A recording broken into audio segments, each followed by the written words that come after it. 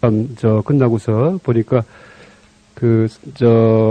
제3 관 6정품에 이제 80페이지죠. 80페이지.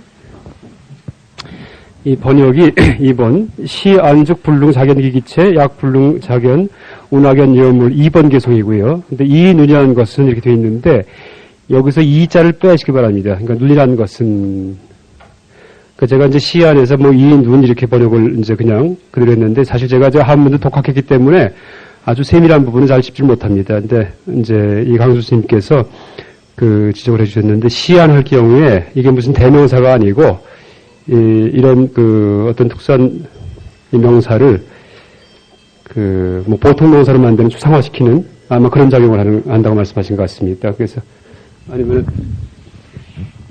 또 하나는 그냥 시안하면 모든 눈 이게 모든 눈 아니면 일반화시켜서 눈이라는 것은 이렇게 그리고 만약에 이 눈 이렇게 번역을 만약에 하려면 원문이 차안 2차자 써갖고요. 그러면은 이제 이 눈이라고 번역이 될 수 있다고 또 강사 스님께서 그렇게 얘기를 해주셨습니다. 그래서 그거 번역을 이제 일단 하나 이자를 지우시고요. 그리고 아까 이 삶과 죽음을 논파하기 위해서 도대체 삶이 뭐냐, 살아있다는 게 뭐냐라는 것을 설명드리기 위해서 그러니까 이제 일단 살아있다는 그 전제는 변치 않는 것이 무엇이 있어야지 살아있다는 말을 붙일 수가 있는데, 그러니까 변치 않는 것이 무엇이 있는지 한번 찾아봤었죠. 이제 찾아보니까 오온 중에서 오온, 이제 어떤 것도 변치 않는 것은 없었죠. 그래서, 그러니까 실제, 내가, 동일한 내가, 10년, 20년, 30년, 40년 동안 변치 않고 이렇게 살아있었어야지만 죽는다. 이렇게 얘기할 수가 있겠죠. 그러니까 살던 게 죽었다고. 근데 가만히 보니까, 나라고 생각할 만한 모든 것들이 다 찰나 소멸을 하고 있어요. 또 찰나 새롭게 발생하고 있죠. 모든 것들이 다 일체 만물이다. 그러니까 뭔가 변치 않다가 사라지면 죽었다는 말을 할 텐데 변치 않는 게 없기 때문에 자신 죽었다는 말도 못 붙이죠. 그러니까 나 말고 타인에 대해서 누가 죽었다고 말을 하지만은 그 사람이 살아있을 때 동일한 사람이 40, 50년, 60년, 70년 동안 살아있다가 변치 않고 있다가 죽었으면 죽었단 말을 할 거예요. 그런데 60년, 70년, 80년 동안 자신 계속 무상하게 그 사람의 마음이건 몸이건 다 변해가고 있었죠. 그러니까 우리가 누가 죽었다 하고 말을 붙이는 것은 그러니까 70년 동안 살아있었다는 착각의 전제를 둔 그런 또 하나의 착각이에요. 그래서 타인의 죽음에 대해서 이제 그것이 잘못됐다는 생각이라는 것은 무상에 의해서 얘기를 할 수가 있죠. 무상. 그러니까 모든 게 변하기 때문에 누가 살아있어야지, 확고하게 뭔가가 있어야지만 죽었단 말을 붙일 텐데, 이제 그럴 수 없기 때문에 죽었단 말을 못 붙이죠. 보통 이제 변체는 나이기 위해서는 상, 일, 주제, 이게 이렇게 될 겁니다. 아마 이렇게 주제, 상의 주제성이 있어야지만 나다 이렇게 얘기를 하죠.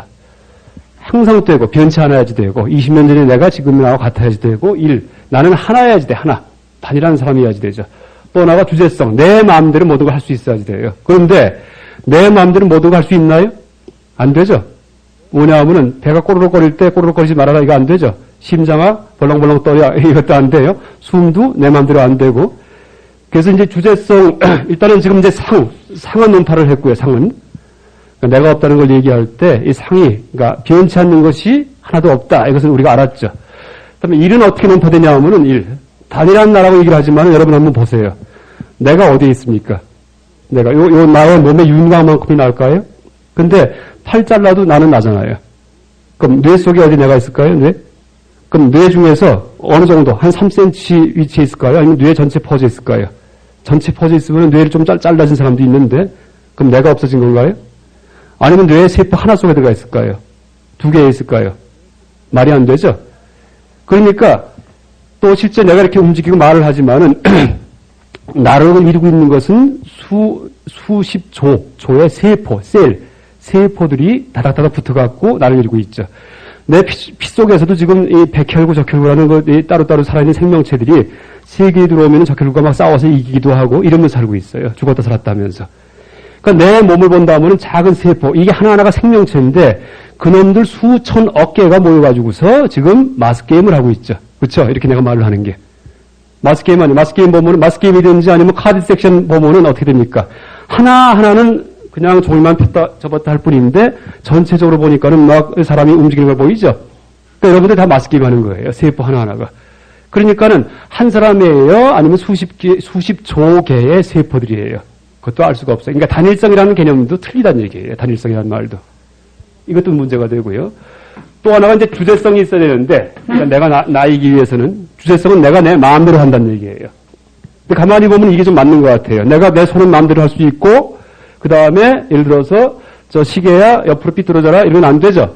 그 다음에 마이크의 대가 옆으로 넘어져라 이것도 안 돼요. 유리결란 할지 몰라도 안 돼요. 어쨌든. 그 다음에 이 찻잔이 뭐 공중으로 떠올라라 이것도 안 돼요. 그러니까 바깥에 있는 거는 내 마음대로 못 하는데 내 손, 고개, 눈 껌뻑이는 거 이건 내 마음대로 하니까 나는 여긴가 어디 있겠구나. 그러니까 움직일 수 있는 것이 나다 이렇게 생각할 수가 있어요. 이게 주제성이에요. 내 마음대로 하는 거. 근데 이제 보세요. 이쪽은 내 마음대로 하는데 저쪽은 내 마음대로 할 수가 없다고 하는데 꼭 그런 것만도 아니에요. 내가 온 산하대지를 다 움직일 수가 있어요. 어떻게 하면 될까요? 움직인다는 게 뭘까? 움직이는 게 냄새인가요? 냄새? 아니죠. 움직이는 게 소리인가요? 이것도 아니에요. 소리는 변화지. 움직이는 건 아닙니다. 움직이면 이런 게 움직임이고 움직이는 게 촉각인가요? 이것도 아니에요. 이거는 촉각의 이 흐름이 변화지 움직임은 아니죠. 움직임은 시각 세계에서 일어나는 일이에요. 눈에 보이는 세계에서. 그런데 이제 저 시계를 내가 어떻게 움직일 수 있냐면은 왼쪽으로 쫙 미끄러지게 할 수가 있어요. 어떻게 하면 되냐면 내가 오른쪽으로 싹 하면 돼요. 그럼 저리로 가죠. 저게. 이렇게 하면은 이 방을 한 바퀴 뺑 돌릴 수가 있어요. 어떻게 하면 되냐면은 내가 돌면 이 방도 한 바퀴 돌아가요. 내 눈에 보이는 이 방이. 상대적인 움직임이죠. 그러니까 버스 타고 있는데 갑자기 버스가 딱 떠나요. 근데 알고 보니까 옆에 버스가 움직인 거예요. 그런 착각이 들 수가 있죠. 그러니까 움직임은 항상 상대적인 움직임이에요. 그렇기 때문에 내가 움직임에 따라서 온 지구를 다 흔들 수가 있죠. 온 지구를 갖다가. 그렇죠? 내 눈을 돌림에 따라서. 그러니까 내 바깥에 저 멀리는 저 나무도 크게 만들려면 내가 가까이 가면 커져요. 가까이 가면은. 작게 만들려면 멀리 와버리면 돼요. 그 다음에 왼쪽으로 가려면 오른쪽으로 가버리면 돼요. 내가 걸어갈 때 모든 풍경을 뒤에다가 다 보내면서 가요. 절대 풍경을 보내지 않고는 걸어가지 못해요. 후퇴할 때는 모든 풍경을 앞으로 보내면서 후퇴를 해요. 그렇죠? 그러니까 우리가 흔히 세상은 가만히 있고 나만 움직인다고 했는데 가만히 보니까 양쪽 다 움직이는 거예요. 어떤 기준에서 봤냐에 따라 갖고 나는 가만히 있고 세상이 나 움직인다 해도 되고 그렇죠? 그 다음에 세상은 가만히 있고 내가 움직인다 해도 되고 근데 세상은 가만히 있고 내가 움직인다고 착각하고 살았죠. 다 상대 운동인데 그러니까 움직인다고 할 때 꼭 내 몸만 움직일 수 있는 게 아니고 우주를 다 내가 움직이죠. 북극성이건 뭔가에 다. 그렇죠? 마호메트라고 이슬람교 창시자가 있죠. 이슬람교. 이 사람이 처음에 이제 이 사람이 저기예요. 나이 20살 때 돈 많은 과부를 만나갖고 성공한 사람이에요. 그 다음 이제 동굴 속에서 알라신을 만나갖고 하나 또 재밌는 얘기 제가 하면은 알라신이 지금 이 기독교권이랑 엄청나게 싸우죠. 이슬람교하고. 근데 이슬람이 퍼진 나라가 어느 쪽입니까?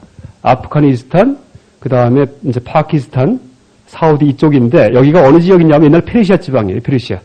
근데 아까 얘기했죠. 페르시아 지방에 종교가 뭐가 있었냐 하면은 조로아스터교가 있었다는 얘기했죠. 조로아스터교의 최고신이 아후라 마즈다라는 얘기했죠. 아수라요. 싸움 좋아하는 신. 그렇죠? 너무 똑같아요.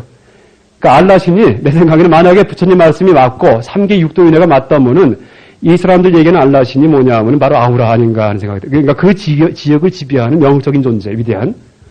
그러니까 이제 그 알라란 말도 이 마호메트가 동굴 속에서 기도하다가 들어요. 듣는데 이제 이것도 좀 농담 같은 얘기지만 마호메트가 기도하다가 막 신한테 기도하니까 신이 내 이름은 아후라다 했는데 후자를 빼고 들어갔고 아라다 해갖고 알라구나 이렇게 한 게 아닌가. 이제 그러니까 기독교랑 그렇게 사이 나쁜 이유가 기독교는 이 신이 그러니까 삼계설이 맞다면은 카톨릭의 하느님은 범천이고, 그렇죠? 독신수행을 해요. 범천, 색계천이기 때문에 여긴 결혼하면 못 태어나요, 절대. 그러니까 카톨릭의 독신수행자 이제 수행하잖아요, 그렇죠? 개신교가 개혁을 일으키면서 타화자재천, 유격천의 제일 꼭대기, 이게 천신이고요. 그러니까 개신교랑 카톨릭 신이 다르죠. 그러니까 불교식으로 얘기한다면은. 그래서 이제 개신교는 유격천 중에 제일 꼭대기 타화자재천이고 거기에 누가 사냐 하면은 마왕 파순이가 살아요. 부처님 수행할 때 방해했던 그 마왕이에요. 그러니까 개신교가 불교를 그렇게 싫어하죠. 지금. 그 카톨릭은 범천이고 범천 제석천은 호법신이에요.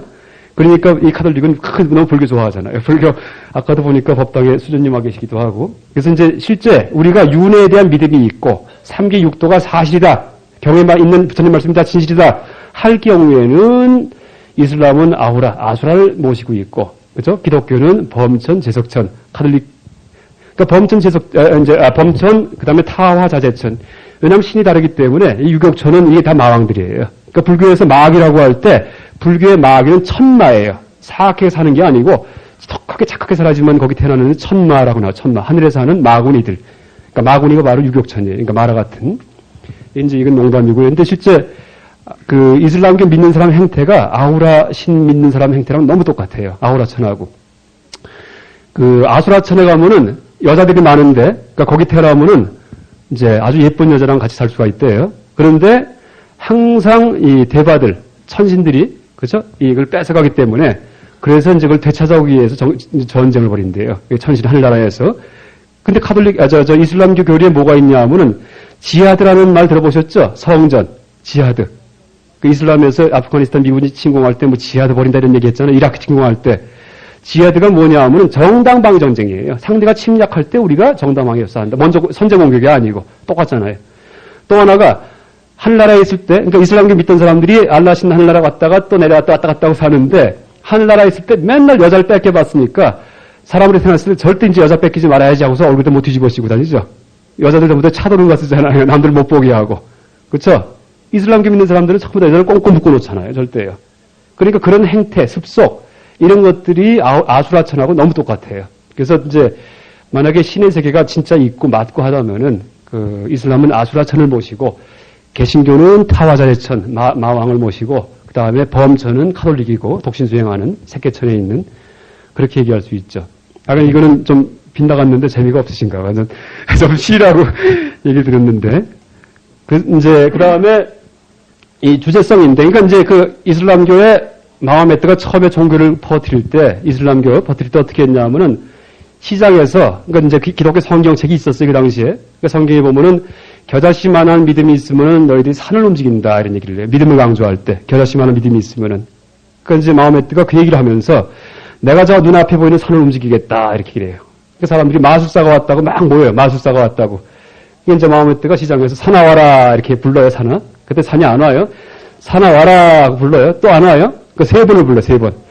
그래도 안 오니까, 그럼 내가 가마 하면서 가요. 이렇게 산이 오는 거예요. 근데 그때 그 들었던 사람들이 그걸 웃은 게 아니고 다 감동을 해요. 아, 진짜 산을 오게 하는구나. 그게 산을 오게 하는 거구나. 그게 같은 이치예요. 그러니까 움직임이라는 것 자체가 상대 운동이기 때문에 네가 오건 내가 가건 다 움직이는 거예요. 그거는요. 내가 움직이는 거예요. 그죠? 그러니까 우리가 주제성 중에서 움직임 갖고서는 뭘 판단을 못 해요. 이쪽만 움직이고 저쪽 움직이지 못한다. 이 말 못 해요. 또 이제 얘기한다면 내가 이제 이게 없다는 걸 지금 말씀드리는 건데 나와 바깥 사물의 차이점을 얘기할 때 마음대로 움직일 수 있는 게 나고 마음대로 움직일 수 없는 게 바깥 사물이다 이 말 못한다는 얘기예요. 움직인다 본다면 내 손도 움직이지만 산도 움직여요. 별도 움직이고 그렇죠? 그다음에 움직이지 못한다고 본다면 내 팔뚝에서 호가 솟아나라 혹이 안 되죠. 그다음에 팔이 돌아서 갖고 내 뭐 발꿈치를 잡아라 이건 요가하는 사람만 되지 나는 안 돼요. 그 다음에, 이제 심장아, 1초에 3번만 뛰어라. 이것도 안 돼요. 지금 안 돼요. 펄떡펄떡 뛰어요. 그렇죠? 그리고 내 몸 중에도 내가 움직이지 못하는 면이 있고, 움직이는 면도 있고, 바깥 사물 중에도 내가 움직이는 게 있고, 움직이지 못하는 면이 있어요. 그러니까 똑같다는 얘기예요. 그러니까 나와 남의 경계를 이 피부의 이 경계 갖고 정할 수 없다는 얘기예요. 그렇죠? 그러니까, 이제 그럼 또 나와 남의 경계를 나눌 때 어떻게 해야 될까요? 가만히 보니까, 저 책상 같은 거는 망치를 딱딱 두들겨도 아프질 않아요, 내가. 근데 나는 망치를 치면 아프죠? 피도 나고. 그러니까 통증을 느끼는 것이 나고, 통증을 못 느끼면 남이다. 이렇게 얘기할 수 있어요. 그러니까 남들 아무리 아파도 나는 안 아파요. 그러니까 찌찌찌 하고 말지. 그쵸? 그걸 뭐 도와줄라 생각도 안 하고. 이게 이제 남의 아픔을 내가 못 느끼기 때문이죠. 그런데, 이제 보세요. 남의 아픔, 그 바깥에 일어나는 아픔을 내가 느끼는 경우가 있어요. 누구냐 하면 어머니가 자기 외아들이 자전거에 치여가지고 넘어졌어요. 피가 막 나요. 그럼 가슴이 찢어지죠? 틀림없이 제가 다쳤는데 여기가 아파요. 왜 그래요? 바깥의 아픔이 실제 내가 느끼는 경우가 있다는 얘기예요. 그러니까 반증하는 사례가 하나 이상 존재하면은 그게 다 깨지는 거예요. 그러니까 아픔을 느낀다고 해서 꼭 내가 이란 얘기예요. 바깥에서 일어나는 아픔도 내가 느끼는 경우가 있죠. 그런 사례가. 그러니까 움직임, 아픔, 어떤 것도 나와 바깥을 구별 못한다는 얘기예요. 그러니까 이제 이 주제성, 어쨌든 내 멋대로 하는 것이 나다. 이 말도 틀리죠. 그러니까 이쪽에서 나라고 할 만한 것이 아무것도 없다는 얘기죠. 그러니까 내가 없죠. 그게 무아죠. 그러니까 무아. 그래서 이제 무아이기 때문에 그러니까 내 눈앞에 보이는 다른 사람들이 누가 살아있다가 죽었다 할 경우에 살아있다는 것 자체가 상일주제성인데 이게 규정이 안 되기 때문에 어떻게 돼요? 살아있질 않기 때문에 죽을 수도 없다는 얘기예요. 그래서 죽음이 없다는 얘기. 그러니까 죽음이 엄밀한 의미에서 논리적으로 불가능하다. 타인의 죽음 이렇게 얘기를 하죠. 그 다음에 자기 죽음을 또 생각해야 되는데 자기 죽음 이건 이제 중론적인 방식이 지금부터는요. 아까는 이 재무상 그러니까 이제 무상에 대해서 얘기했기 때문에 무상무아를 얘기했기 때문에 이것은 소승불교 그러니까 이제 그런 방식의 어떤 설명이었고 이제 지금부터 얘기할 것은 중론적인 방식인데 이거는 이제 대승 법공 사상인데 법공 개념을 해체하는 건데 자 우리가 자기 죽음에 대해서 한번 생각을 해보세요. 그러니까 자기 죽음은 한번 보세요. 죽음이 있다고 하는데 내가 죽을 게 참 두려워요. 그렇기 때문에 종교에 귀를 했는데 가만히 보니까 내가 죽어본 기억이 없죠. 암만 회상을 해도 죽은 기억이 없어요. 또 내가 죽었어요. 앞으로 죽었는데 죽어서 되게 이제 왜 무섭냐 하면은 죽어서 싹 없어지니까 무서운 거예요. 왜냐하면 종교가 없는 경우에는 죽은 다음에 끝일 줄 알아요. 다들 아무것도 없다고. 그러니까 죽은 다음에 무르됐어요. 그렇죠? 그럴 경우에 그 무르된 죽음을 내가 체험할 수가 있나요? 죽은 다음에 무다 없다. 그건 벌써 있는 거죠. 귀신이. 그러니까 무로서의 죽음은 내가 체험할 수가 없어요. 무로서의 죽음은. 그렇죠? 논리적으로 불가능하죠. 그러니까 내가 체험한 적도 없고 체험할 수도 없는 그런 죽음을 상상을 해가지고 무서워한다는 얘기예요. 그러니까 왜? 내가 이제 죽은 다음에 무가 되는 거 이것은 체험할 수가 없어요. 논리적으로. 그러니까 어떻게 됩니까? 죽음 후에 그러니까 그런 죽음이 확실하게 존재해야지만 지금 여기에 대해서 살아있다 이런 말을 붙일 텐데 살아있다는 말을 붙일 텐데 그런 내가 태어나기 전에 죽은 다음에 이것은 내가 체험한 적도 없고 앞으로 체험할 수도 없죠. 그러니까 지금 이 상황에 대해서 살아있다라는 말을 못 붙이죠. 그러니까 우리는 지금 살아있는 것도 아니에요. 그래서 삶도 없다는 얘기예요. 그러니까 여러분도 지금 살아있지 않아요. 나도 살아있지가 않고 저도요. 그러니까 삶도 없고 죽음도 없는 거예요. 그냥 현상에 다발만 콸콸콸 흘러갈 뿐이지 삶이라는 것도 하나의 다 생각이에요. 살아있다는 큰 착각이죠. 그래서 불교인들이 제일 먼저 깨야 될 착각이 살아있다는 착각부터 깨야지 돼요. 그러니까 생물학서 얘기하는 거 사회에서 우리가 교과서에 배운 거 다 엉터리 전부 다 근본까지 들어가면 다 부서져요. 근데 거기에 속아있기 때문에 살아있는 착각을 하고 죽음이 무섭기도 하고 이제 그럴 수가 있죠. 이게 중론적인 방식의 개념 논파는 거죠. 그러니까 있는 그대로 보니까 죽음은 체험한 적도 없고 그 다음에 체험할 수도 없죠. 논리적으로. 그래서 지금은 살아있지도 않죠. 그렇다고 지금 죽었다는 얘기도 아니고 그래서 삶도 없고 죽음도 없죠. 다 우리의 생각이 만든 개념일 뿐이죠. 그래서 이제 그래서 죽음이 없다는 얘기예요. 그러니까 부처님께서 깨닫고 나서 제일 처음에 부르짖은 게 어떤 말씀 부르짖었냐면 불사. 나는 불사를 얻었다 이렇게 말씀하셨어요. 그러니까 깨닫자마자 성도 하시고 나서 보리수 밑에서 불사를 얻었다. 범어로 아무리다. 그러니까 무리다 하면 죽음이에요. 죽음. 마라가 죽음의 신이에요. 죽음의 신. 마라. 무리다 하면 죽음이고 아자가 붙어보는 부정이에요. 안 죽음. 죽지 않는 것. 그러니까 불사 아무리다 이렇게 번역이 됩니다. 근데 이제 범어가 영어랑 같은 계통의 말이기 때문에 불사라고 해도 되고 이걸 번역은 무사. 죽음은 없다. 이렇게 번역을 해도 돼요. 또 죽음이 아니더라. 비사. 이렇게 번역을 해도 돼요. 영어에서는 불자랑 비자랑 무자를 구별을 못합니다. 여러분 there is not a boy 하면은 거기에 소년이 없다죠. he is not a boy 하면은 그런 소년이 아니다예요. 아니다. 영어로는 is not인데 둘 다 아니다, 없다 두 가지로 번역이 되죠. 무, 비류다가. 그러니까 인도 유럽 어족에서는 무와 비와 아니 불자를 구별을 못합니다. 그래서 우리가 이 불경을 번역할 때 불생불멸 이것은 무생무멸 번역해도 상관없어요. 또 비생비멸 해도 돼요. 원래 뜻에서 그게 구분이 안 되기 때문에. 그러니까 부처님이 불사를 외치셨다고 할 경우에 불사를 외치셨다 해도 되고 비사 이렇게 해도 되고 무사 이렇게 해도 돼요. 그래서 이게 무슨 뜻이냐 하면은 죽음이 아니더라예요. 그 전까지 실제 죽은 다음에 끝나는 거나 무서웠는데 알고 보니까 내가 살아있어야 죽죠. 그러니까 죽음에 대한 공포가 감소되는 거예요. 그러면서도 열반하실 때 어떻게 됩니까? 세상이 더덥고 참, 그죠? 한번 착 돌아보시죠? 그죠? 이게 이제 사라질 앞으로의 세상에 대해서 열반하시기 전에, 살아쌍수 밑에 가시기 전에, 그렇죠? 그런 감에는 있어요. 감에는. 그런데 그 전까지 젊었을 때 그렇게 무서워하던 거, 그 죽음, 이게 죽음이 아니더라. 이게 이제 지금 같은 그 논리적인 방식에 의해서 이제 많이 그 공포가 해소가 될 수가 있죠. 해소가. 그래서 이제 비사 이렇게 얘기를 했대죠. 비사 죽음이 죽음이 아니더라. 그러니까 또 하나 더 얘기한다면은 그 죽음에 대해서 참 죽음에 대한 공포가 심하기 때문에 종교일이 되는데, 그러니까 내가 죽을 거는 생각만 해도 다 끔찍해요. 아주 그죠? 아주 무서워요. 밥도 안 들어가요. 그런데 그렇게 자기 죽음에 대해서 끔찍하게 걱정하는 사람은 아주 얌체 같은 사람, 얌체. 무슨 얘기냐면 우리가 유은혜를 모른다고 하더라도 태어날 때는 거저 태어났잖아요. 근데 죽을 때 잃어버릴 것만, 죽는 것만 손해보는지 착각하고 있는 거예요. 거저 얻은 거는 생각 안 하고. 플러스 마이너스 제로는 비긴 건데. 그렇죠? 그러니까 태어난 건 거저 태어난 거 생각 안 하고 없다가, 그러니까 만약에 유대를 모를 경우에 죽을 때 사라질 것만 손해보는 것 같이 착각을 하니까 얼마나 얌체예요. 그러니까 쌤 비겼는데 태어났으면 죽는 게. 이게 다 연기법이죠. 자, 약간 이런 방식에 의해서 약간 개념을 논파합니다. 개념의 실체성을. 그런지 실제 이게 마음에 젖어가지고서 실제 마음이 편안해지고 하는 거는 이제 더 자꾸 훈련을 해야 되겠죠. 근데 약간 논리적인 방식에 의해서 그 전까지는 실제 있는 줄 알았던 그런 개념들, 그런 단어들이 아이고 다 엉터리 허구의 거구나 이제 하는 거를 이제 아셨을 겁니다. 일단 여기까지가 개념 논파의 총론적인 방식이고, 이 정도 얘기 드리면은 근데 그래도 좀 미진할 거예요.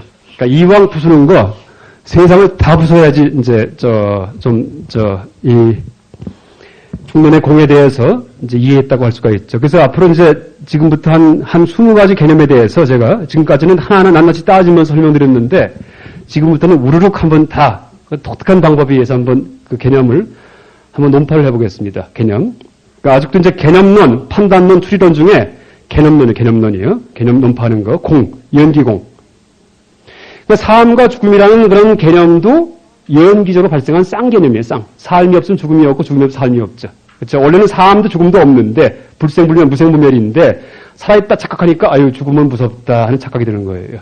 또 죽음을 착각하니까 지금 살아있구나 하고 생각하는 거고, 원래는 삶도 없고 죽음도 없죠. 마치 긴 것도 없고 짧은 것도 없듯이, 눈도 없고 대상도 없듯이 다 연기적으로 발생했죠. 본래 무일물이에요. 본래 아무것도 없죠. 원래 세상에는 다 생각이 만든 거죠. 본래 무일물이 다 그런 의미입니다. 본래 무일물이 공이란 뜻입니다. 그 해능스님 6조. 이제 지금부터는 이제 이런 개념들, 지금 이제 여러 개의 개념들을 논파했습니다. 그러니까 눈, 불, 삶, 죽음, 그다음에 긴 거, 짧은 거, 큰 거, 작은 거, 잘난 거, 못난 거, 그다음에 불, 연료, 이걸 다 논파했죠. 근데 이제 지금부터는 이제 일반 다른 개념들을 하나하나 이제 한번 이제 해체시킬 텐데, 이건 좀 방식이 다릅니다. 일단 시계, 그러니까 암을 갖고 와서 단지 깨는 거예요. 삶, 죽음, 이런 것들, 눈, 이런 것들은 반야심경에 나오는 얘기니까 다 이 불교적인 그런 개념 같지만은 그거 말고 우리가 일상생활 속에서 보는 개념들, 이런 걸 한번 하나하나 한번 뒤져보자. 이게 실제 있는지. 시계가 깨지는지 안 깨지는지. 일단 이걸 이제 연구하려면은 일단 제가 물어볼게요. 시계가 도대체 뭡니까? 시계. 저기 시계가 있죠. 근데 저런 시계도 있고 초침, 분침 이게 왔다 갔다 하는 시계도 있죠. 그 시계는 바늘이 있어야 되나요? 그건 아니에요. 또 숫자가 있어야 되나요? 그것도 아니죠. 해시계도 있죠. 해시계. 목욕탕에 가면 모래시계도 있고, 목욕탕 사우나에 가면 이렇게 뒤집는 거, 물시계도 있고. 시계가 뭐죠? 시계. 시간을 알려주는 거죠. 해도 시계죠. 해. 시간을 몇 분 단위까지 알려줘야지 시계예요. 그런 건 안 나와 있죠. 규정이 없습니다. 그러니까 사전에 시계를 찾아봐도 또 어느 정도 틀려야지만 시계입니까? 어느 이내에 맞아야지만. 그것도 안 나와 있죠. 5분 이상 틀리면 시계가 아니다 이런 말 없습니다. 그렇죠? 제가 옛날에 결혼 선물로 좀 좋은 시계를 받았는데 하루에 한 3분이 틀려요. 3분이 하루 딱 지나면은 너무 틀려요. 좋은 시계인데. 그래서 이제 그 시계방에 가서 갖다 주니까 뭐라 그러냐면 그게 이제 롤렉스 시계인데 그 은딱지. 근데 3분씩 틀리면 심하잖아요. 기계식 시계인데 갖다 주니까 너무 정확히 맞으면 그 가짜 롤렉스입니다 이러더라고요. 가짜 롤렉스. 그러니까 무슨 얘기냐면 시계가 어느 정도 정확히 맞아야지만 시계다 이런 말도 없어요. 어쨌든 시간을 알려주면 시계죠. 그러면 지금 해도 시계죠. 해도? 그렇죠? 충천에 떴는데 지금 아침이구나 이런 말 할 리가 없어요. 또 동쪽에 있는데 이제 자야지 이런 말 할 리도 없어요. 그러니까 해도 시계, 달도 시계죠. 별도 시계죠. 그 다음에 저도 시계예요. 제 몸뚱이. 저도 시간을 나타내고 있나요? 몇 시죠? 뭐라더라? 사오정? 45세쯤 되면 사오정이라는 얘기하던데. 자꾸 건망증도 심해지고. 제가 이제 보면은 대충 나오죠? 몇 살인지가. 제가 뭐 실제는 여러분 제 나이가 솔직히 얘기해서 얼마냐 하면은 12살이에요. 이러면 안 믿죠? 왜? 대충 보면은 시간이 나오니까. 똑같고 제가 이렇게 보여도 75세예요. 해도 안 믿어요? 보니까 대충 시간이 나와요. 그러니까 여러분도 지금 다 시계예요. 하나하나가 다 이렇게 보면은 연세가 어떻게 됐을 거다. 이게 다 알 수가 있어요. 그러니까 사람도 시계예요. 그 다음에 이 건물도 시계죠. 건물도요. 이것도요. 시간을 나타내고 있죠. 왜? 이렇게 보니까 이 건물은 바로 어저께 준공을 해가지고 오늘 처음 쓰는 거라고 하면 다 안 믿죠. 벌써 낡았는데 거미줄도 있고. 이 건물은 3000년 묵은 거예요. 석기시대 때 지은 거. 이래도 안 믿죠. 그러니까 정확하지는 않지만 시간이 나오죠. 다 시계 아닌 게 없죠. 시간 나타내는 게 없죠. 지금 칠판도 시계. 그죠? 이것도 어저께 새로 사온 칠판이에요. 해도 안 믿어요. 이것도 300년 묵은 칠판이에요. 이것도 안 믿어요. 시간이 나와요. 뭐 몇 달인지 몇 년일지 몰라도. 그러니까 시간을 나타내지 않는 게 없죠. 세상에. 그러니까 시계가 뭐냐 할 때 답이 뭡니까? 모든 게 다 시계예요. 엄밀히 시계의 정의를 내리려다 보니까, 그죠? 뭐, 물시계, 모래시계, 그 다음에 저런, 전자시계, 요것만 있는 게 아니고, 자꾸 생각하다 보니까는 사람 몸뚱이도 시계, 그죠? 이빨도 시계, 그죠? 음식물도 시계예요. 좀 시간 지나면 다 쉬어버려요. 금방 하는 음식은 따끈따끈해요. 밥도 시계, 다 시계예요. 숟가락도 시계, 이빨 긁힌 자국이 있죠? 새 숟가락은 그게 없는데. 일체 세상에 시계 아닌 게 없죠.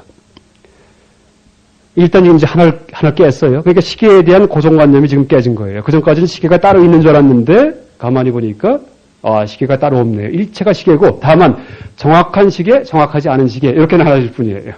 다 시계죠. 그 다음에, 아무거나 막 해도 돼요. 욕심이 뭘까요, 욕심? 욕심이 뭘까요? 욕심. 욕구하는 거, 욕심, 욕구. 하고 싶은 거. 그쵸? 하고자 하는 거. 어떤 분은 여기 안 들어오고 어떤 분은 여기 들어와 있어요. 왜 그럴까요? 들어오고 싶은 분은 들어왔고 안 들어오고 싶은 사람은 안 들어와. 둘 다 욕심이죠. 안 들어오고 싶은 마음, 들어오고 싶은 마음. 어떤 분은 주무시고 있고 지금 어떤 분은 깨있죠. 왜 그래요? 깨있는 사람은 이제 듣고 싶기 때문이고 그다음에 자는 사람은 자고 싶기 때문이고 둘 다 자고 싶은 욕심, 듣고 싶은 욕심이에요. 둘 다 욕심이죠. 제가 지금 말을 할 때 요 말 할까 저 말 할까 지금 정해놓지 않았어요. 요 때 요 말하고 저 때 저 말을 해요. 그죠? 왜 그래요? 그 순간 욕심이 작용하기 때문이에요. 아까 점심 공양하실 때 젓가락 들고서 반찬 먹을 때 요거 먹을까 저거 먹을까 왔다 갔다 하죠. 항상 바뀌죠. 미리 정해놓고 첫 번째 나물, 두 번째 김치, 세 번째 뭐 이렇게 정해지지 않았는데 그 순간 왔다 갔다 해요. 왜 그래요? 매 순간 그 욕심이 작은 욕심이 작용하기 때문이에요. 그렇죠? 걸어갈 때 이렇게 걸어가는 것도 욕심이죠. 앞으로 가고 싶으니까. 가다가는 서자 하는 것도 욕심, 쓰고 싶으니까. 뒤로 가자. 이것도 욕심이에요. 그렇죠? 그러니까 욕심이 뭐냐 할 때 가만히 보니까는 대개 다 욕심이에요. 슈바이처 박사가 아프리카에 가서 흑인들을 이제 치료를 해줬는데 왜 그래요? 하고 싶으니까. 그렇죠? 왜? 다른 사람들 다 유럽에 있었는데 그 사람만 거기 갔어요. 왜? 치료하고 싶으니까. 본인 욕심이에요. 그리고 지금 이렇게 이 개념, 관념, 법을 깰 경우에는 조심할 게 여기에 윤리성 가치관은 전혀 안 들어갑니다. 그 도덕성은 전혀 안 들어가 여기에는요. 그러니까 좋다 나쁘다 얘기하는 게 아니고 관념만 깨는 거예요. 그래서 우리가 불교 공사상을 공부할 때 조심할 게 비윤리적으로 되기 쉽다는 얘기예요. 관념만 깨지기 때문에 막히는 막식, 죄책감만 없어지고 가치 판단 상실되고 이렇게 될 수가 있어요. 실제. 왜냐하면 실제 머릿속에서는 다 깨졌기 때문에 해체가 됐기 때문에. 그래서 여기서 가르치는 것은 지적인 것만 가르치지 정서적인 것은 가르치지 않습니다. 그러니까 이제 그걸 일단 전제도 두고요. 그러니까 슈바이처 박사가 아프리카에 간 것이 욕심이라고 하지만은 나쁜 의미가 아니고 어쨌든 욕심의 개념의 의미가 뭐냐 이걸 이제 우리가 연구할 때 보니까 그것도 욕심이에요. 부처님께서 6년간 수행을 하신 게 왜 그래요? 깨닫고 싶으니까. 그분 욕심이에요. 예수가 막 설법하고 3년간 다니게 왜 그래요? 그것도 말하고 싶으니까. 그건 욕심이에요. 그렇죠? 그러니까 가만히 보니까 좋은 욕심, 나쁜 욕심이 다 욕심이에요. 다. 일체가 다. 선방에서 왜 100일 정진해요? 용맹전주 갔다가. 왜 그래요? 그것도 하고 싶으니까 깨닫고 싶기 때문에. 왜 또 강원에 와서 공부를 하십니까? 뭐 순수히 공부가 목적인 분도 있고, 아니면 비우개를 받기 위해서 이런 목적도 있고, 어쨌든 어떤 욕심이 있기 때문에 그래서 이제 이 강원에 와 계신 거죠.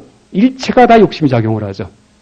밥 먹을 때, 걸어갈 때, 서 있을 때, 잠잘 때 일체가 또 다 욕심이라고 하니까 어떤 분이 내일 아침에 이제 주무시다가 새벽에 일어날 때 그러니까 눈 뜨는 것도 욕심이고 눈 감는 것도 욕심이니까는 에휴 그럼 눈 뜨지 말아야지 하고 눈 감고 그냥 있어요. 이제 일어나지 말아야지 하는 것도 안 일어나고 싶은 욕심이죠.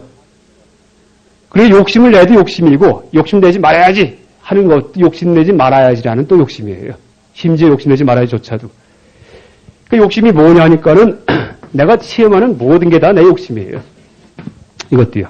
그전까지는 욕심하면 욕심 버려라 해서 특수한 것만이 욕심인 줄 알았는데 진짜 욕심의 개념이 뭐냐고 파고 들어가다 보니까는 그 테두리가 점점 없어지는 거예요. 테두리가. 그 다음에 우주가 뭐죠? 우주. 저 하늘의 별. 그쵸? 달이 있는데도 거기 우주죠, 달. 달보다 가까운 저쪽 그 오존층? 거기도 우주죠? 여기도 우주인가요? 이 방안도 우주인가요? 이 지구도 허공에 떠있는 흙덩어리 아니에요? 흙덩어리요. 허공에. 여기도 우주 아니에요? 여기도요. 그렇죠? 이 지구도 큰 태양계에 있는 흙덩어리이기 때문에 그러면 내 뱃속도 우주죠? 내 입속도 우주고 콧속도 우주고 여기 있는 분들 다 우주 속에 있죠? 또 우주가 또 여기 있는 분들과 겹쳐 있죠? 이 해인사의 우주 아닌데 한번 찾아보세요. 우주 아닌데. 다 우주예요. 우주가 뭐냐 하니까. 그전까지는 하늘의 별만 우주인 줄 알았는데 엄밀히 따져보니까 아이고 다 우주구나.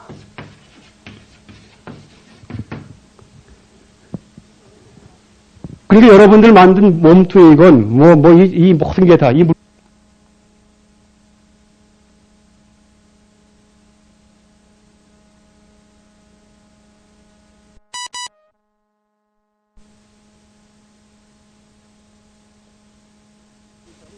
물질이 뭡니까는 이거는 얘기를 안 해도 될 거예요. 그러니까 유물론자가 있죠. 유물론자 서양에서 모든 게 다 물질로 해석하는. 그렇죠? 왜 그 생각이 나왔냐 하면은 물질이 뭐냐고 자꾸 연구를 하다 보면 다 물질로 돼버려요. 왜? 마치 시계가 뭐냐고 연구하다 보면 다 시계가 돼버리듯이. 이게 그런 이치, 같은 이치예요. 그러니까 우리 감정도 물질이에요. 그 옛날에 이상구 박사가 엔도르핀 얘기했죠. 엔도르핀이 뇌에 많이 나오면 기분이 좋아진다고. 그렇죠? 이상구 박사 아세요? 음식물 갖고서 이제 자꾸 선전했던 분인데 이 사람이 사실은 안식교 신자예요. 안식교 의사가 아니고 안식교가 그 구약 위주의 그 이제 어떤 그 기독교인데 토요일날 안식을 지키는 이제 그런 종교인데 거기 신도로서 구약에 나오는 식단을 갖다가 홍보하고 다니는 사람이에요. 그러니까 구약 성경에 나오는 식단이 있거든요. 그래서 이제 근데 이제 그 PD든지 일반 기자들이 이걸 모르고서 의사인지 착각하고 의사는 의사죠. 근데 실제 그 사람은 자기 종교를 퍼뜨리기 위해서 이제 그 짓을 한 사람이죠. 어쨌든 엔도르핀이 나오면 기분이 좋아진다. 마약 먹으면 기분이 좋아진다. 또 너무 들뜨는 사람은 또 이걸 가라앉히는 약도 있어요. 감정을. 그러니까 우리 감정도 뇌에서 어떤 물질에 의해서 감정이 올라갔다 내려갔다 해요. 감정조차도 생각도 마찬가지. 기억력도 무슨 약을 먹으면 기억력이 좋아지고. 그러니까 우리 정신도 물질의 소산이다 이렇게 얘기를 해버리죠. 유물론이죠. 그렇죠? 물질이 뭐냐 하니까 아이고 진짜 세상에 물질 아닌 게 없네요.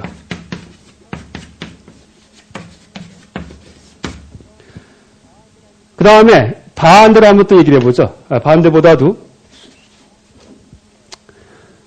자 살이 뭡니까? 살.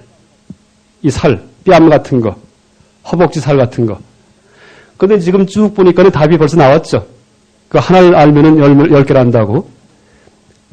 살이 뭐겠습니까? 모든 게 다 살이 이렇게 되겠죠. 그러면 이 백목도 살입니까? 백목. 아니면 이 천장도 살이고 칠판도 살이에요? 피와 살이 통하는, 신경이 통하는 진짜 살. 그래서 살로 생각하는 게 아니고 진짜 살, 내 살. 여러분들 진짜 피가 통하고 신경이 다 살아있는 그 살이에요. 그 눈에 보이는 거, 귀에 들리는 거 전체가 다. 왜 그럴까요? 무슨 살이냐 하면 눈에 보이는 이 모습들은 전부 다 내 망막의 살이에요, 사실은요. 그렇죠? 실제 바깥의 걸 봤다고 착각하지만은 실제는 바깥의 걸 보는 게 아니고 자기 망막들 보고 있어요. 돈장만 100원짜리 돈 정도는 망막을 보고 있죠. 이렇게 둘러봐봤자 자기 살 보고 있는 거예요. 다 여기 피와 살이 통해요, 지금이요. 그러니까 눈에 백내장 같은 게 끼면은 뿌옇게 보이죠. 그러니까 그림을 그리면은 사람이 이제 옆모습이 이렇게 생겼으면은 눈이 있고, 그렇죠? 눈이 있고 눈썹이 있고 눈동자가 있으면은 눈동자 옆에 분들 보면은 구멍이 하나 뚫려 있죠, 구멍이. 그 구멍으로다가 빛이 빨려 들어가요. 바늘구멍 사진기처럼. 그래서 여기 촛불이 하나가 켜 있으면은 이놈이 구멍으로 들어가서는 거꾸로 상이 이렇게 맺히죠. 망막에, 망막. 스크린 같이. 그럼 우리 신경이 여기 연결돼가지고 이놈을 봐가지고서 아, 촛불이 있구나 이렇게 하는 거예요. 근데 백내장 같은데 병 걸리면은 여기에 뿌옇게 액이 껴요, 뭐가. 그러면은 이 들어오다가 이게 뿌여져요. 이 그림자가 져가지고서. 그러니까 아무리 봐도 뿌옇게 보인다고요. 만약에 우리가 어떤 사람으로 볼 때 바깥의 걸 본다면은 백내장이 걸려도 뿌여지지 않아야 될 거예요. 근데 백내장 걸리면 뿌여진다는 얘기는 내 망막을 보기 때문에 뿌여지는 거예요. 그러니까 그 술 취한 사람이 술 취하면은 막 기고만장하죠. 뭐라고 그래요? 세상이 돈짝만해 보인다는 얘기하죠. 돈짝. 100원짜리 돈짝만해 보인다는 얘기가 그게 진리예요. 자기 망막만 하는 게 실제 세상 크기 때문에. 아무리 넓은 세상을 봐도 다 자기 망막 보고 있죠. 다 망막의 살이죠, 다. 그렇죠? 또 들리는 소리는 고막의 떨림이에요. 고막의 떨림. 이게 자다가 개미 한 마리가 귀 속에 딱 낮잠 자다가 들어가면은 막 콩콩콩콩 소리가 나요. 막 우당탕 콩콩. 왜 그래요? 고막만 건드려도 그 소리로 변화가 되죠. 촉감도 마찬가지 내 살이고. 그러니까 내가 느끼는 모든 게 다 내 살이죠. 피와 살이 통하는. 눈에 보이는 거, 귀에 들리는 게 다. 진짜 살이죠. 그러니까 나는 다 온통 살로 꽉 둘러싸여 있어요. 답답하시죠? 살로 꽉, 살의 바닷속에 들어가 있어요. 내 살의 바닷속에. 그러니까 살이 뭐냐 할 때도 이게 실제 살이라는 얘기예요. 그냥 비유도 아니고. 그러니까 불교에서 일체 유심조, 모든 게 마음이다, 마음이 만들었다. 이거는 뭐 자동으로 이해가 되죠. 그러니까 불교에서 일체 유심조 이런 말이 있잖아요. 유식에서 다 내 마음이다. 이거는 뭐 지금 살 얘기를 했기 때문에 또 그 스님들은 대개 그러니까 이제 경전이나 인원서에 일체 유심조 이가 많이 나오니까 이거는 금방 이해하실 거예요. 다 마음이 만들었다. 일체 다 세상이 다 내 마음이라는 얘기죠. 그 다음에 더 나가서 밥이 뭡니까? 밥.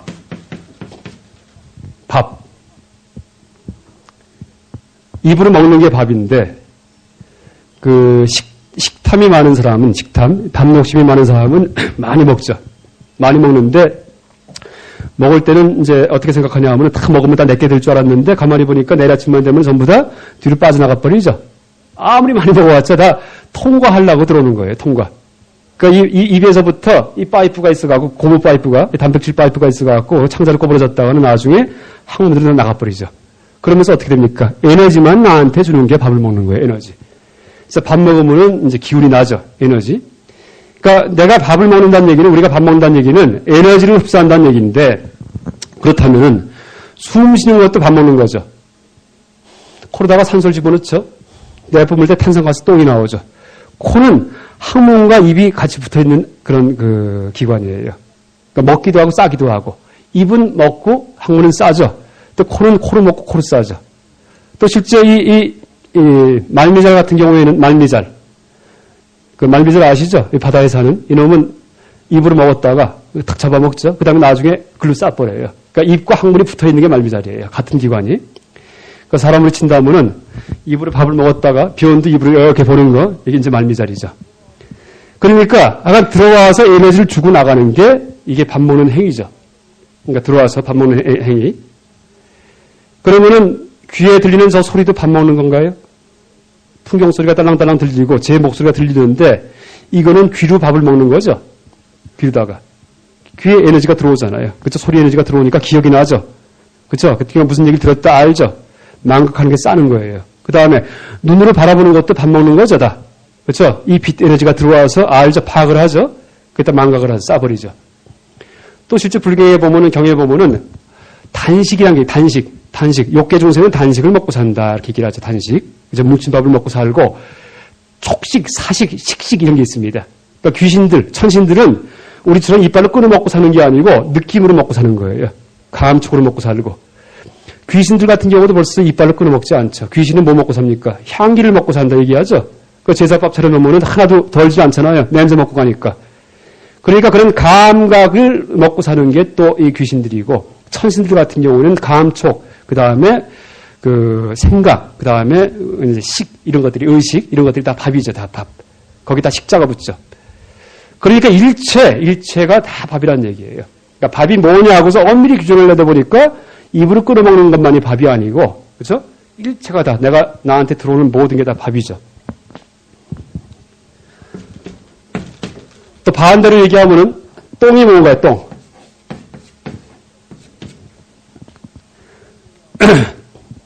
똥이 뭐냐 하면은 밥을 먹었다가 그 다음에 그게 소화가 돼서 변화가 돼갖고 나가는 게 똥인데 아까 아침 시간 얘기 드렸듯이 똥이 좋은 건가요? 나쁜 건가요? 그 말은 못해요. 그 옛날에는 똥도 그 시골 그 초등학교 이 화장실에 있는 그런 그 배설물들은 돈 주고 사갔어요. 밭에 뿌리기 위해서. 그것도 이권의 큰 마을 유지가 그걸 다 이제 차지해요. 자기 밭에가 뿌려요. 그러니까 지금은 다 버리지만은 그러니까 뭐 좋다 나쁘다 이것도 다 시대에 따라 달라져요. 또 냄새가 난다 아니다 뭐 나쁘다 더럽다 이것도 다 달라져요. 짐승 중에 타조 같은 짐승은 타조가 앞으로 굉장히 좋은 그런 식량 자원이 될 거라는 얘기를 하는데 왜냐하면 공해를 일으키지 않아요. 왜냐하면 타조는 똥을 싸고 자기 똥을 또 먹어요. 계속. 그러니까 타조는 배설물이 바깥으로 나가질 않아요. 자기 똥을 계속 먹고 살기 때문에. 그래서 이제 그러니까 타조한테는 그 똥이 밥으로 보이는 거죠. 또 강아지 중에 변견 같은 경우, 변견. 이런 경우에는 사람이 어린애가 이렇게 이 변을 나누면은 다 먹어버리죠. 그 옛날에 어떻게 했냐면은 지금은 화장지가 다 있지만은 화장지 없을 때 이때 이제 애기들 대변 보면은 집에 강아지 데리고 와서 핥아먹게 했어요. 그러면 그게 밑딱 까지는 거 어린애들이요. 근데 간혹 가다가 불알을 콱 물어갖고 고자가 됐죠. 그러니까 고기인 줄 알고 강아지가 실제 그런 일이 많았다는 얘기를 해요. 그러니까 강아지가 왜 핥아먹는다고요? 그러니까 똥이 밥이죠. 그러니까 강아지가 볼 때는 똥이 우리가 볼 때 마치 짜장면 냄새 나듯이 참 맛있게 보이는 거예요. 똥이요. 그러니까 똥이 뭐 맛이 있다, 맛이 없다, 더럽다 이것도 다 나중 얘기고 똥의 본질은 어쨌든 재료가 들어가서 그게 섞여져가고 변화돼 나오면 똥이에요. 그러면 이 백목도 똥이죠. 이것도요. 백목 공장에 가루가 들어가고, 그죠? 뭉치는 본드가 들어가고 하얀 색소가 들어가서 이게 다 제품이 돼서 나올 때 똥 싸는 거죠. 그래서 그 똥을 갖다가 각 강원에 분배해갖고 이렇게 칠판에다가 쓰기도 하고, 그렇죠? 우리도 똥이죠, 우리도 똥. 매일같이 재료 갖고 만들어가잖아요, 똥덩어리 갖다가, 그렇죠? 어린애들 같은 경우에 똥이 좋은 거 나쁜 게 아니라는 얘기가 애기들 그러니까 프로이드라는 심리학자가 있죠, 정신분석학자가 있는데 이 사람이 뭐라고 얘기를 했냐면은 나이 드는 사람들 중에 구두쇠가 있어요. 절대 남한테 밥 한 끼 안 사는 사람들, 그렇죠?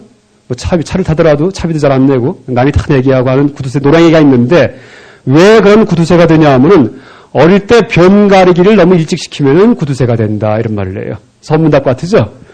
이게 이제 프로이드 심리학이에요. 어릴 때 아기가 기저귀에 똥을 쌌을 때 얼른 자꾸 치워주죠, 빨리빨리. 그러면 얘가 나중에 구두쇠가 된다는 얘기예요. 왜 그러냐 하면은 어린애가 할 수 있는 짓이 몇 개 없어요. 웃는 거, 똥 싸는 거예요. 오줌 싸는 거. 그러니까 우는 거는 생산적인 일이 아니고 똥 싸는 것만이 생산적인 일이에요. 우리가 남한테 뭐 자랑할 때 종이 공작을 예쁘게 만들든지, 그렇죠? 그림을 그리든지 하면 자랑을 하죠. 근데 갓난아기는 자랑할 게 없죠. 기껏 자랑할 게 밥 먹은 다음에 엄마 나 똥 쌌어 이게 자랑할 거예요. 그러니까 자기가 생산해내는 아주 소중한 물건이 똥이에요. 그렇죠? 그래서 이제 흡족해 하는데 잘 소화시켜갖고 근데 엄마가 싸자마자 자꾸 뺏어가요. 자꾸 닦아주고. 그럼 그때 이 강탈을 당한다는 느낌을 자꾸 받는데 어린애가. 그러니까 생각은 없지만은 아유 뺏겼네 하고서는 아이고 아까워라 하면서. 그러니까 이제 그 마음속에 뭐가 각인되냐 하면은 다시는 내가 뺏기지 말아야지 꽉 쥐는 마음이 생긴대요. 그러니까 큰 다음에도 절대 남한테 뭐 안 줄라 그러고 구두쇠가 되고 그러니까 어린애 키울 때도 비원을 그래서 똥 쌌다고 자꾸 뒤져보고서 그걸 갈아줄 게 아니고 애가 싼 다음에 좀 뭉개다가 즐기다가 지가 촉촉하면 울어요. 그때 갈아주면 돼요. 근데 요새 엄마들은 깔끔해갖고 자꾸 보죠. 보다가는 또 갈고 하죠. 그러면 안 된다는 얘기예요. 그럼 노랭이가 된다는 얘기예요. 그러니까 똥이 하나의 작품 같은 거예요. 그러니까 지금 이 상도 다 이 똥이에요. 다 똥. 그쵸? 이것도 똥이죠? 흙 가지고 만든, 고어서 만든 똥이에요. 그쵸? 그 내장은 바로 이 가마, 불가마죠. 불이 이제 이 도자기 만드는. 그러니까 똥이 뭐냐고 엄밀히 규정하려다 보니까 세상 만사가 다 똥덩어리예요. 그쵸? 근데 우리가 실제 언어를 쓸 때 네. 시계 그러면은 네네. 굳이 언어학 얘기를 하지 않더라도 시계 그러면 무엇을 시계라고 한다는 것은 우리가 경험적으로 알고 있는 거죠. 그걸 시계라고 하는 거죠. 그리고 그 여태 우리가 이것이 시계라고 하는 경험적으로 알고 있는 것 이외에 다른 것이 시계와 같은 그러니까 뭐 어떤 그 기능적인 측면에서 그게 시계와 같은 역할은 할 수는 있겠지만 그것은 시계라고 하지 않지요. 그러니까 모든 것은 시계가 아니지요. 아니, 그렇지는 않죠. 이제, 지금 여기에서 추구하는 것은 진제를 추구하는 거거든요. 그리고 흔히 이제 시계라고 하는 것은 속죄적인 얘기고요. 그러니까 속죄는 무슨 뜻이냐면 일반 사람들의 상식에 입각한 진리, 이게 속죄고요. 그러니까 보통 흔히 생각하는 거. 근데 이제 여기 나열한 뭐 10개, 5개만 이런 게 아니고 세상 만사가 다 경계선이 없습니다. 모든 개념이다. 예를 들자면은 이마 같은 경우도 이게 이마인데 이것도 이마고요. 여기 이마인가요? 여기 이마인가요? 여기 이마인가요? 이러면 모호해지죠. 그런데 여기에 뭐 선이 딱 하고 있어. 여기까지가 이마, 여기부터는 뺨 이런 거 없어요. 코도 마찬가지죠. 이건 코가 분명한데 이것 입이 분명한데 경계부로 가면은 거기서는 흐릿해지는 거예요. 선을 그을 수가 없어요. 그래서 지금 이것도 지금 제가 이제 일단 시계가 뭐다. 이건 누구나 공통적으로 생각하는 시계가 있긴 있죠, 당연히요. 있는데 그걸 더 엄밀히 자꾸 파고들다 보니까는 경계부가 이 경계부를 만날 수가 없다는 얘기예요. 그래서 이걸 제가 이제 얘기는 시간이 돼서 내일 또 좀 이어서 드리고요. 이거는 한번 요거 몇 가지만 한번 생각해 보세요. 내일 또 한 10가지 더 할 테니까. 이걸 수학으로 얘기한다면은 수학으로 컵을 한번 얘기 드리고 컵이 뭡니까? 컵도 마찬가지 모든 게 다 컵이 됩니다. 뭘 담는 게 컵인데 컵이 뭐 이렇게 생긴 것만 컵인가요? 요게 컵이죠. 요 정도 되면은. 그러면은 조금 더 넓어지면 컵인가요? 대접과 컵의 차이가 뭐죠? 그것도 사전에 안 나와요. 또 접시처럼 넓어지면 컵인가요? 이것도 안 나와요. 또 좀 좁아져 갖고 이건 컵이죠. 맥주컵 같이. 더 좁아지면 어떻게 되나요? 더 또 가늘어지면 어떻게 되나요? 컵이. 대롱이 되나요? 그 식으로 좁아지건 넓어지건 간에 어디까지가 컵이라는 규정은 없습니다. 어쨌든 그런 컵이 뭐냐 할 때 뭘 담는 게 컵이다 이렇게 되죠. 그러면은 컵 모양도 우승 트로피는 담지도 않아도 컵이에요. 또 그런요. 그렇죠? 또 깨진 컵도 컵이고 안 깨진 컵도 컵이고 그러니까 제 말도 컵이죠. 뭐 의미를 담고 있기 때문에 이렇게 갈 수가 있어요. 끝에 가면은. 그래서 이제 예를 든다면은 일단 컵이 뭐냐 할 때 모든 것이다. 컵이 일단 이렇게 해놓고요. 지금 시간 때문에. 그 다음에 이것을 제가 좀 그림을 그리면은 그러니까 통계학에서 어떤 얘기를 하냐면은 이제 일단 컵이 뭐냐 할 때 한 10,000명을 갖다가 쭉 앉혀놓거든요. 1만 명, 한 10만 명을 앉혀놓은 다음에 자 이렇게 생긴 모양을 보여준 다음에 이게 컵입니까 할 경우에 그쵸 입체적인 겁니다. 일단 요거 보고서 다 컵이라고 얘기하겠죠. 10만 명이 전부 다 컵이다 이렇게 얘기를 해요. 10만 명. 이게 10만이에요. 근데 나중에 한 애매하게 요 정도 되는 걸 딱 보여준 다음에 이렇게 여기 컵입니까 할 때 5만 명은 컵이 하는데 5만 명은 이건 컵이 아니야. 대접 같아. 뭐 이럴 수가 있어요. 그럼 줄어들어요. 그 다음에 여기서 좀 좋아져 갖고 여기 컵입니까 하고 물어볼 때 이것도 마찬가지 5만 명은 컵이라 그러는데 5만 명이 아니라고 그래요. 그럼 좀 좁아져요. 이게 이제 통계 곡선이에요. 이렇게 나가는데 그러니까 더 멀리 갈수록 뭐가 되냐 하면 접시 같은 걸 보여주고 이게 컵입니까 할 때 9만 명은 그건 접시지 컵이 아니하고 10,000명은 컵이 뭔가 하다가 그것도 컵일 수 있겠구나 하고 손을 들어요. 더 나가다가는 나중에 뭐 내 말도 컵입니까 할 때 뭐 이제 98,000명은 다 컵이 아니라고 그러는데 2,000명 정도는 말도 컵입니다 이럴 수가 있어요. 이게 이제 통계에서 쭉 이제 앙케이트 조사할 수가 있는데 통계 곡선의 특징이 뭐냐 하면은 이 좌표가 영원히 X축과 만나지 않는 거예요. 무한히가 이게요. 무한히. 수학에서. 그 무슨 얘기냐면은 컵이 뭐냐 할 때 홀쭉한 모양으로 무한히 가다가 첫 끝에까지 가도 만나지지가 않고 모든 세상 만물이 다 들어가죠. 이 안에. 또 플러스 축으로 끝까지 가도 절대 X축과 만나지 않죠. 어디서 끝나지가 않는다는 얘기예요. 그러니까 모든 것이 컵이다 이렇게 되죠. 그래서 지금 말씀드린 것은 지금 스님 말씀은 이렇게 일상적으로 생각하는 일반 사람들이 생각하는 그런 컵이요. 그건 뭐 당연히 그건 있죠. 그런데 우리가 컵이 뭐냐고 이렇게 축구에 들어가는 것은 이쪽 개념이 아니고 실제 이 개념의 경계선이 있는가를 한번 따져보는 거예요. 개념의 경계선이 있나. 그래서 자꾸 따져보니까 아이고 그 경계선이 없구나. 일체가 다 컵이구나 이렇게 되죠. 컵이 뭐냐 할 때 모든 게 컵이다. 바로 이게 일직일체입니다. 화엄에서 얘기하는. 네, 화엄에서 얘기하는 일직일체 이게 바로 이제 지금 그 얘기를 하는 겁니다. 네, 네. 모든 것이 뭐예요? 온통, 전체. 네, 온통. 거기에 상관들 있는 개념들 나열을 하는데요. 네. 거기에다가 지금 화학을 말씀하신 질문이 있는데 일미 진정한 표방을 일미진중 함수방은 좀 다른 얘기고요. 상직상입할 때 일직일체는 상직 이론이고 상입이 일미진중 함수방인데 일미진중 함수방은 조금 얘기가 다릅니다. 그건 이제 파동론이거든요. 네. 네. 아, 그렇죠. 네. 그러니까 이제 이거 보세요. 자, 이것은 뭡니까? 이게 내 살이죠. 망망의 살이죠. 이것은 뭡니까? 물질이죠. 이게 뭡니까? 마음이죠. 이게 똥이죠. 이게 밥이죠. 이게 컵이죠. 다 되죠. 아무거나 들으면 다. 일체를 다 갖고 있죠. 그러니까 이것만이 아니고 이것도 마찬가지. 이게 내 살이죠. 마음이죠.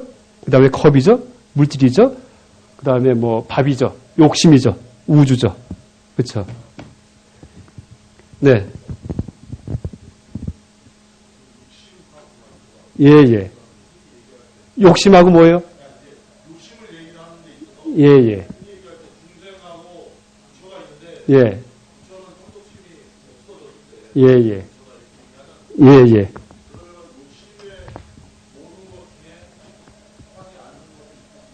네.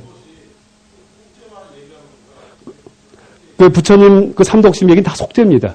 그러니까 불교 교리는 삼독심, 계율 이게 다 속죄고요. 중론에 가면은 나중에 삼독심도 없다는 얘기합니다. 삼독심도 실체가 없다. 이거 여기서 그 얘기를 하는 거고요. 그렇죠. 여기서 욕심을 해체시키는 것은 삼독심이 있다는 이 입장에서의 해체가 아니고 삼독심 자체를 다 이제 엎어버리는 공허하다는 것을 얘기해주는 그런 얘기고요. 진재를 얘기하는 거고요. 예.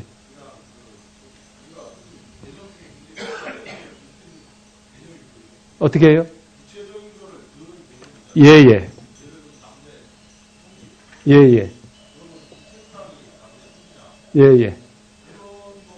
될 수 있어요, 그것도요. 어떻게 할 수 있냐면은, 남자의 성기의 의미가 뭐냐부터 먼저 규정을 해야지 돼요. 성기가 뭡니까? 네, 내가 거꾸로 물어볼게요.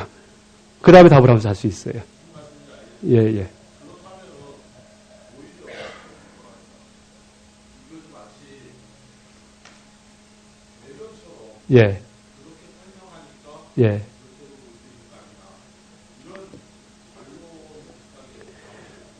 근데 이제, 이것을 개별해 보는 거는 이제 본인이 어떤 입각점이 강하기 때문이에요. 몇 가지는 절대 내가 버리지 못하는.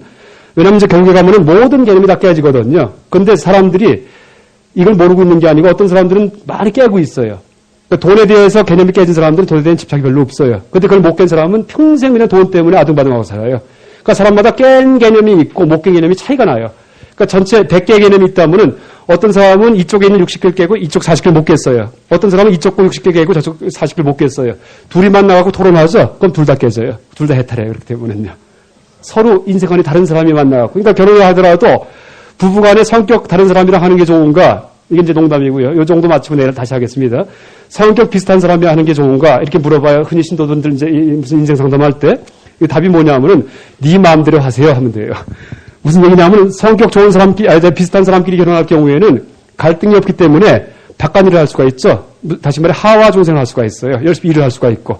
성격 나쁜 사람끼리, 성격이 반대인 사람끼리 만나면은 둘이 싸우기 바쁘죠. 매일같이. 그러니까 상황구분이 할 수가 있어요. 자기 관념을 깨면서.